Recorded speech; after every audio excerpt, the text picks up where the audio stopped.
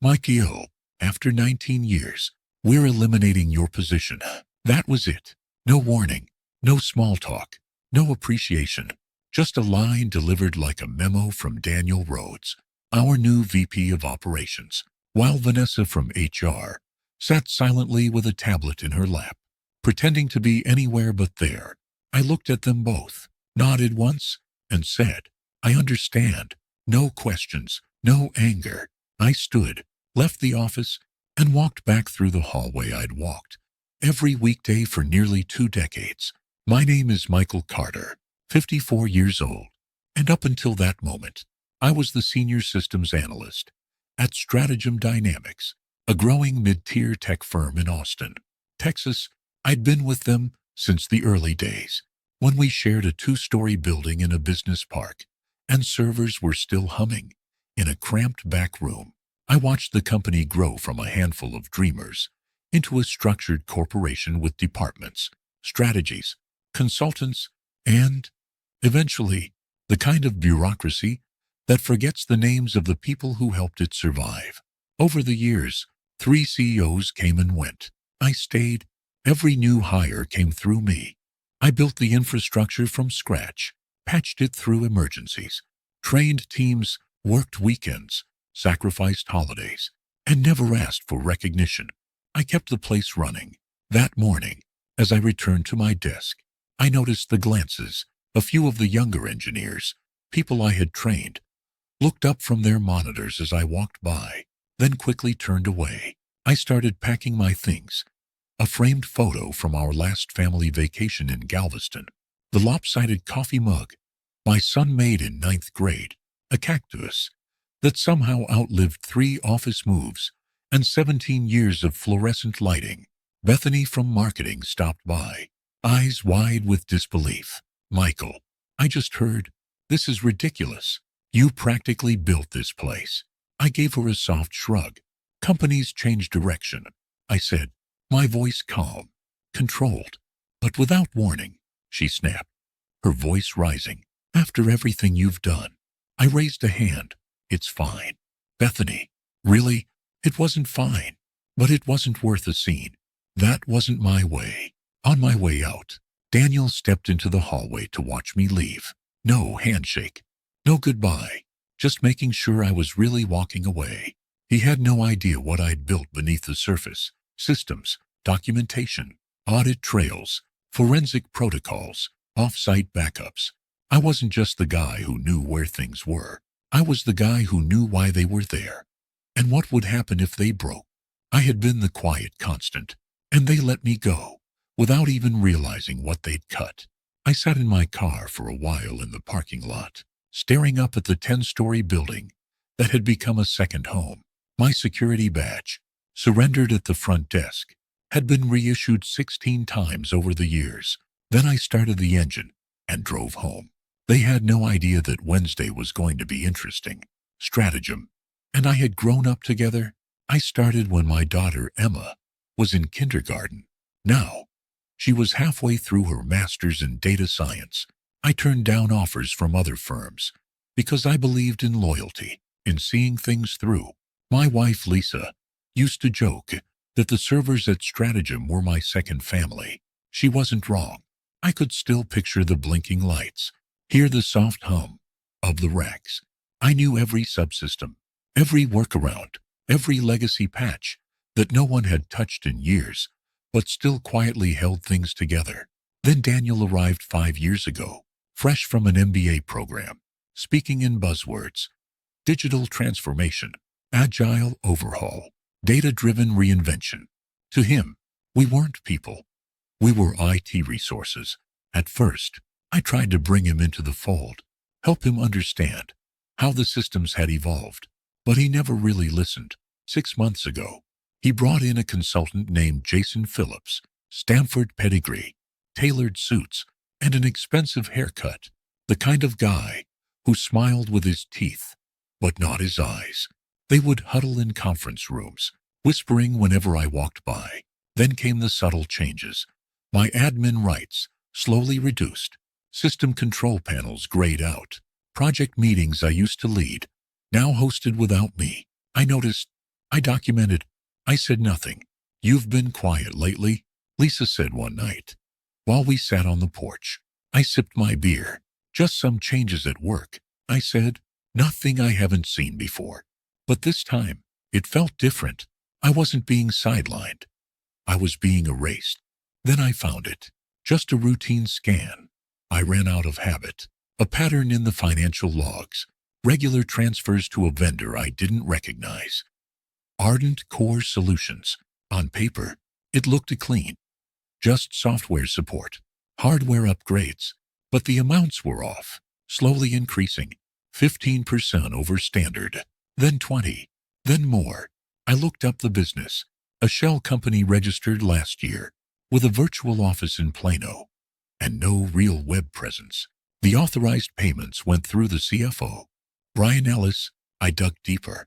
The registered owner of Ardent Core was a man named Jonathan Ellis, Brian's brother. The audit trail was all there, like a trail of breadcrumbs, leading straight to the door of a quiet embezzlement scheme, elegant in its simplicity, inflated invoices on legitimate services, quietly skimming off the top. And then it clicked. They didn't just fire me to cut costs. They fired me to make sure no one could follow the trail. That was the moment something inside me shifted. It wasn't rage. It was precision. I had solved problems for 19 years. Now, I was going to solve one more. I turned off the lights in my home office and opened the drawer I'd only opened twice in the last 5 years. Inside was a flash drive, one of several. Years ago, when the legal department asked for off-site security protocols for internal investigations, I told them I needed redundant storage. They signed off on it, then forgot. I didn't until I plugged it in. The files loaded. Financial logs, internal memos, access permissions, 18 months of consistent to escalating payments, funds through, 7 million diverted. Under everyone's nose. The connection was clear. Brian Ellis had signed every approval. The system worked because it looked legitimate. No red flags, but I saw it. And now, they had made a mistake. They erased the wrong man. I leaned back in my chair, eyes on the monitor, and for the first time since Daniel said those words to me on Monday morning, I smiled. Wednesday morning, I sat in my car, across the street from Stratagem's headquarters, engine off, laptop open in the passenger seat. I was logged into an email account I had created years ago for penetration testing purposes, using a subdomain that appeared internal but wasn't traceable through the main directory. At exactly 9:15 a.m., I sent my first move, an email to Daniel with the subject line, "Financial irregularities, urgent review needed." Inside was a brief but precise summary of the Ardent Core payments, including dates, totals, and invoice references that would be enough to make any seasoned executive's pulse quicken. I intentionally left out the family connection to Brian Ellis. If Daniel was involved, he would panic. If he wasn't, he'd launch an internal probe. And either way, I'd see how the dominoes started to fall. Anti 47. My phone rang. Daniel's number. I let it go to voicemail. He sounded tense, agitated, trying to maintain control. "Michael, we need to discuss your email immediately. I think there's been some kind of mistake. Please call me back." I didn't. At 10:21, a second email arrived, this time from Vanessa, in HR. Polite, carefully worded. "Mr. Carter, we've received communication from you that may violate the terms of your separation. Please cease contact with Stratagem employees immediately. Further action may result in legal consequences." It was a bluff. I hadn't signed anything. No separation agreement. No NDA. I knew my rights. And more importantly, I knew my leverage. At noon, I drove to my bank and opened a safe deposit box I'd held for 15 years. Inside was an older backup drive, archived but untouched for nearly a decade. I took it home and connected it. There, among the folders, was a document I knew would matter. An original network permissions chart showing precisely when Brian Ellis had requested and received elevated access to the financial approval systems. The date matched exactly with the beginning of the Ardent Core payouts. It was the kind of detail that internal auditors would miss, but an outside investigator would not. By the time I got home, I had 3 missed calls: Daniel, Vanessa, and 1 new number, Jason Phillips. Interesting, I hadn't expected him to reach out directly. I checked my email. A message from Stephen, the junior analyst I'd mentored for 2 years. Subject line, urgent. The message read, "Michael, I don't know what's going on, but they're saying you sent some crazy email about fraud. Phillips called an emergency IT meeting. They're locking down system access, even archived data. We can't do our jobs. What's happening?" I replied with a single line, "Don't get involved, Stephen. Just keep watching." At 3:04, my landline rang, a number I hadn't seen in years. I picked up, but said nothing. "Michael, it's Brian Ellis." His voice was calm, even friendly. Too friendly. "I think we should talk about your concerns. There may have been some misunderstandings." I let the silence hang for a beat, then said, "Is that what you call it?" "Look," he continued, still steady, "transitions are always complicated. If you have concerns, the board has proper channels. No need to overreact." I interrupted, "I think the board would be very interested in Ardent Core solutions. And your brother." There was a sharp intake of breath on the line. "You're making a serious mistake, Michael. We can make this right. A generous severance, letters of recommendation, whatever you need." I said, "Goodbye, Brian," and hung up. 10 minutes later, Vanessa emailed again. This time, the severance package was twice the original offer, attached to a thick PDF that demanded full confidentiality across all company matters. They were scrambling. They still thought they were dealing with a disgruntled ex-employee. They didn't realize I had no interest in settling. I wasn't after money. I was after the truth. That night, I sat up reviewing everything I'd collected: logs, emails, registry documents, and that's when I found the second trail. 3 years ago, just after Brian was promoted to CFO, there had been another series of payments to a different consulting firm, Lakeside Business Solutions. The pattern was identical: inflated invoices, vague service descriptions, virtual offices, and the owner, Patricia Ellis, Brian's wife. They weren't just greedy, they were systematic. But the real bombshell came when I dug into the archived email system. Emails I technically should no longer have access to, but thanks to a misconfigured access control policy, I still did. I searched Daniel's name. Dozens of messages appeared, conversations with Brian, subject lines like expense shield, vendor smoothing, and one that simply read, "Need to keep Carter off this." Jason's name appeared too, connected to a fast-tracked contract that bypassed procurement review. His role wasn't IT strategy. It was containment. His job was to help eliminate the one person who might notice the pattern. Mimam. The scheme was almost elegant. Real services, real expenses, just marked up and diverted. It wasn't sloppy. It was deliberate, professional, calculated, and they would have gotten away with it if I hadn't noticed that one odd payment on a sleepy Tuesday afternoon. Now, I had everything. Thursday morning, I made my move. I didn't go to the police. I didn't call a lawyer. I called someone who mattered more. Robert Chen, a board member I'd worked with 10 years earlier, when Stratagem was integrating a disaster recovery protocol. He answered on the second ring. "Michael Carter," he said, surprised. "Didn't expect to hear from you. Heard you left the company." "Not by choice," I said. "I need 15 minutes of your time." He was quiet for a moment. Then, "This have anything to do with why Brian and Daniel have been huddled in a glass room for the last 2 days?" "Yes." "Where can we meet?" 1 hour later, we sat in a public park 5 miles from headquarters. I handed him a sealed envelope and a flash drive. "That's everything," I said. "Dates, amounts, connections. I don't want my job back. I don't want money. I want the board to know what's happening under their roof. He flipped through the folder. His face hardened. You always struck me as the guy who knew where the bodies were buried. I never buried them. I said, I just watched where others did. There's a finance committee session tomorrow. Emergency calendar. I'll bring this. That's all I ask.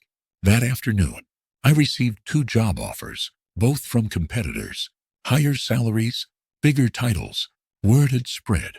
I ignored them. This wasn't about finding a new seat at a new table. This was about flipping the table entirely. That night, I returned to my laptop, logged into the spoofed subdomain, and queued an email to every board member. Scheduled delivery. Friday morning. Put to use Twatat. Move. Subject line. Before you approve. Q2 bonuses. Read this. Attached was my full report. Financial records. Vendor trails. Access logs. Every lie. Every number. Every name. I closed the laptop, stood, and walked to the window. Outside, the neighborhood was quiet. The world was turning. Tomorrow, stratagems would shift. Friday morning arrived with a calm, blue sky and a kind of silence that felt earned. I sat on the porch, with a mug of black coffee, watching the neighborhood wake up, letting the moment stretch. As the clock approached 8, at precisely 8 Hobion Dioit, the scheduled email fired. It went to every board member, complete with subject line, evidence, cross-referenced spreadsheets, audit trails, vendor registrations, and most importantly, the truth. By 8:17, my phone began vibrating with numbers I didn't recognize. Assistants, admins, and likely board members themselves, scrambling to confirm what had just landed in their inbox. I let every call go to voicemail. At 9:00 p.m., the Emergency Finance Committee session would begin. Robert Chen would be there, envelope in hand, watching the room as board members started pulling up my report. At 9:32, Stephen texted, "Police are here. Ellis and Daniel being questioned in separate rooms. Phillips looks pale. What did you do?" I didn't reply. The wheel was turning, and I had no reason to touch the brake. By 2:02, Stratagem's general counsel was on the phone. I answered this one. "Mr. Carter," the voice said, measured and polite. "This is Patricia Graves from legal. We need you to come in immediately to discuss information you've provided to the board." "I'm available by phone," I replied. "This really needs to be in person." "No," I said firmly.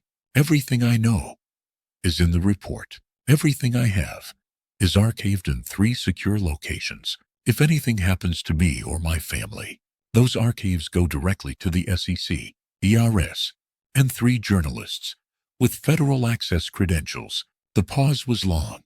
When she spoke again, her tone had changed. "Mr. Carter, the board is taking this extremely seriously. Several executives have already been placed on administrative leave. They would appreciate your cooperation as this unfolds." "I've already cooperated," I said. "I've done more for this company in 2 days than your entire legal department did in 3 years. My part is done." I hung up, drove 20 miles outside Austin to a small diner where nobody knew me, and watched from a distance as headlines started popping up on local business news sites. Stratagem executives under investigation. Following anonymous whistleblower tip. No names yet, but names were coming. At 2:06, Robert called. His voice was clipped, energized. "It's a bloodbath," he said without preamble. Brian Ellis cracked after 20 minutes. Gave up everything. Claims Daniel pressured him. Daniel's denying everything. Phillips says he had no knowledge of any financial matters. Board's not buying any of it. I said nothing. He continued. "We've suspended all 3. Forensic auditors estimate over 4-5 million.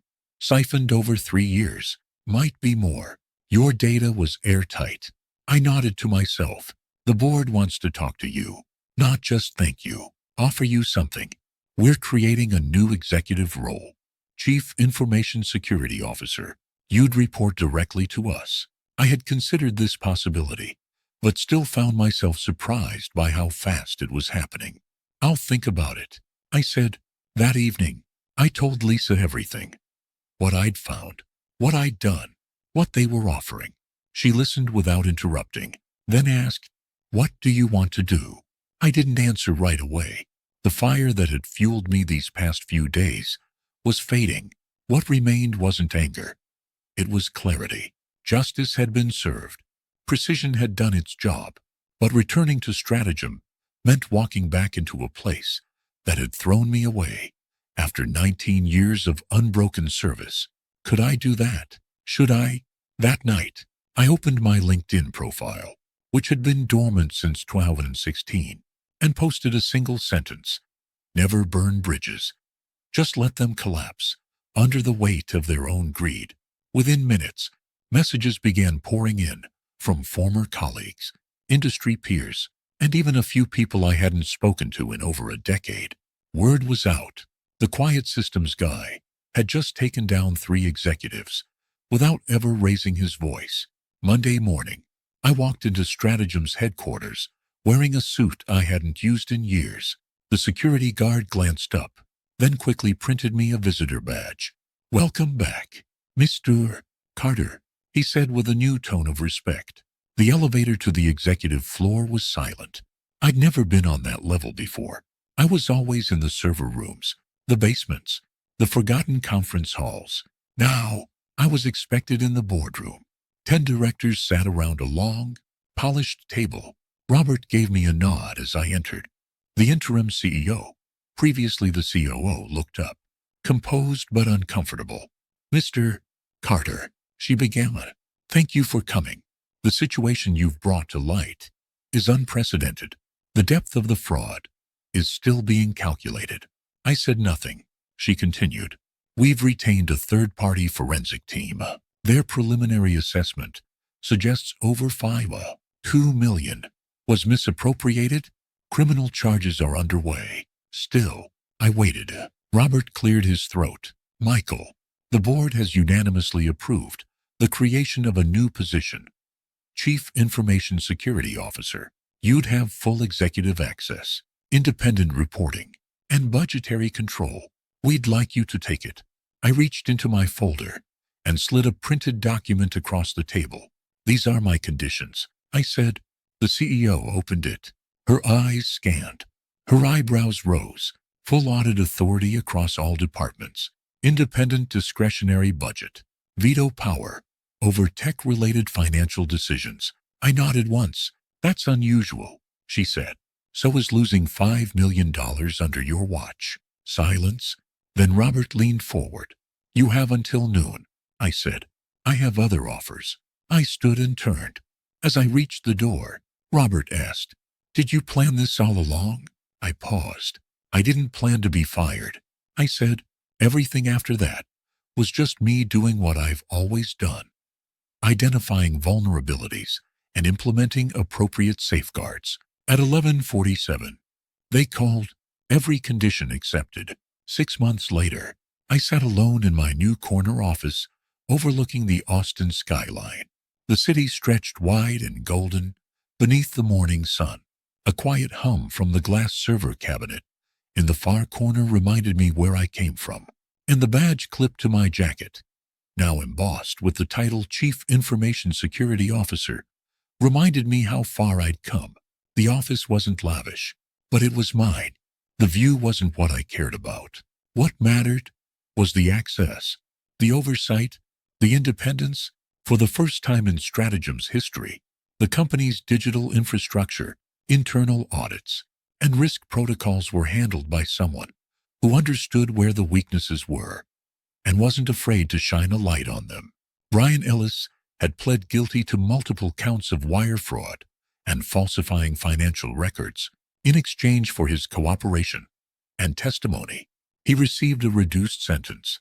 Still substantial, Daniel Rhodes was fighting his charges, insisting he had no knowledge of the false vendors or inflated payments, despite clear evidence showing otherwise.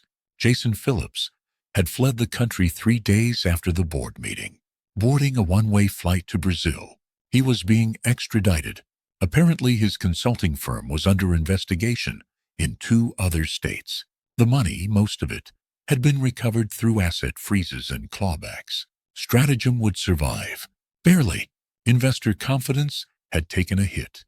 But the board acted quickly, implementing every reform I suggested, restructuring entire departments, and bringing in external compliance officers to monitor vendor relationships. My former IT team now reported to me, though I promoted Stephen to manage the daily operations. He had potential, just needed someone to give him the right mix of autonomy and support. The kid reminded me of myself 20 years ago, before the company grew teeth and layers of politics. One morning, he knocked lightly and stepped into my office, holding a report with minor security irregularities. Nothing urgent, just quietly persistent. Good catch, I said, reviewing the details. Let's flag it and keep monitoring. Patterns matter more than single events. He nodded and left, the door clicking shut behind him. I smiled. He was learning. A few minutes later, Lisa walked in with a brown paper bag and 2 coffees. Lunch, she asked, smiling. Always, I said, standing and grabbing my jacket. As we walked through the IT floor, conversations dipped slightly, then resumed. Not out of fear, but out of respect. These people knew the story. They'd heard the rumors, seen the news, watched from inside as the firm nearly imploded, and they knew I could have walked away, let it burn, and made a fortune testifying. But I didn't. I rebuilt it. On the elevator ride down, Lisa squeezed my hand. You happy? She asked. I considered the question for a long moment. The anger I had felt in those first days after being fired was gone, replaced by something steadier. It wasn't joy. It wasn't revenge. It was peace, a clean perimeter, a strong firewall, a system no longer vulnerable to the kind of rot that grows in silence. I'm good, I said. Outside, the October sun was warm. We walked to a small restaurant down the block, just the 2 of us, the way we used to before everything. As we sat by the window, my phone buzzed. A message from Robert Chen. Board approved your budget increase. Unanimous vote. No objections. I slid the phone back into my pocket. Lisa raised an eyebrow. Work. Nothing important, I said. Just thinking about bridges. What about them? She asked, smiling. I leaned back in my chair, looked out toward the city, and said, some bridges collapse under their own weight. Others, when rebuilt right, become stronger than they ever were before. She nodded, sipping her coffee. And this one's solid, I said. Finally,